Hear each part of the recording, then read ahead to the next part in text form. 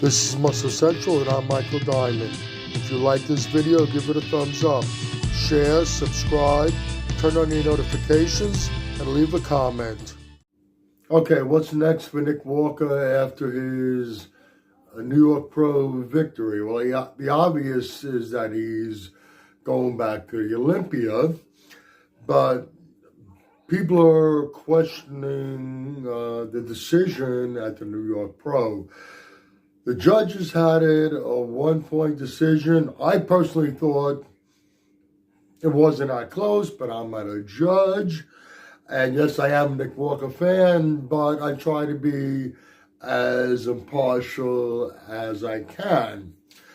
So, at the end of the day, it was a battle between Nick Walker and Martin Fitzwater. People thought that, there are people that thought that Martin had beat Nick. Like I said in my wrap-up video, Nick's size and conditioning, yes, he brought conditioning. Maybe not his best ever, but he brought conditioning, and a combination of the two of them was just, I think too much. Yes, Martin has his nice shape, structure, and we talked about Nick's structure, but keeping a tight waist, which I'll get back to, and the amount of muscle he's put on and where he's put it, along with his conditioning, it negates a lot of those structural flaws. And at the end of the day, he got a victory that I think he did deserve. Was I totally happy with what I saw on the stage? No.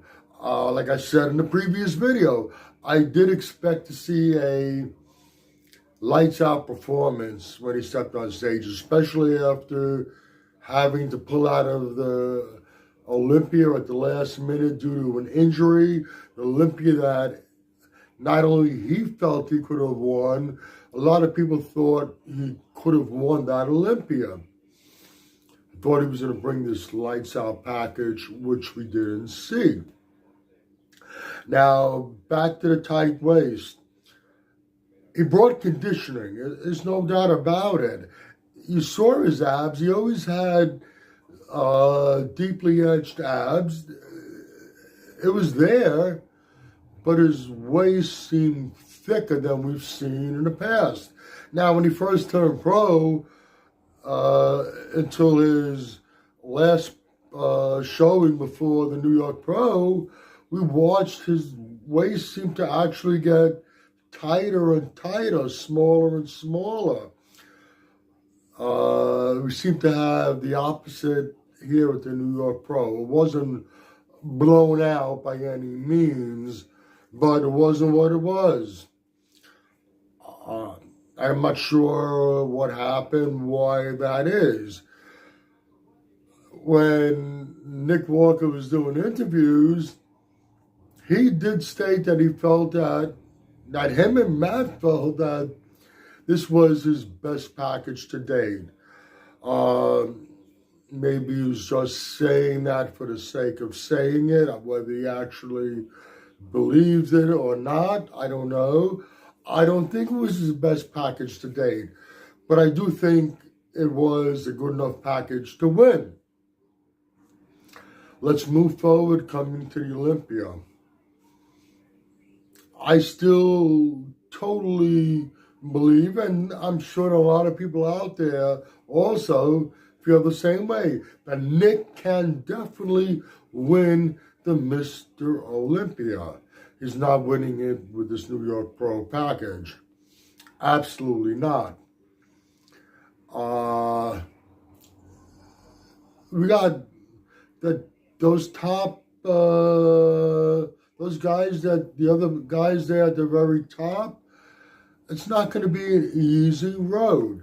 And like I said, he didn't bring it, despite what he says he feels about his package, he didn't bring in his best package to date. And his waist did get a little thicker.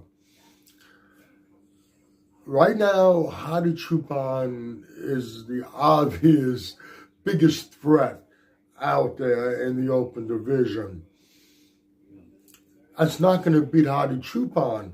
And you got the champion Derek, and if he can bring it, and if Samson makes improvements, and what we saw of Hunter a week ago, if he brings in that conditioning with what we saw a week ago, he could be a serious problem. Nick needs to reevaluate things. Now, I'm a big Nick Walker fan, but I'm not gonna blow smoke up his ass. I'm a big Nick Walker fan, but he definitely, if he wants to win the Olympia, and he wants to win it this year, and like I said, I think he can, but he has to make some changes and bring in a package much better than he brought in at this New York Pro. If you agree or disagree with anything I've said, let me know in the comments section. This is Michael Diamond. I'd like to thank you for watching Muscle Central.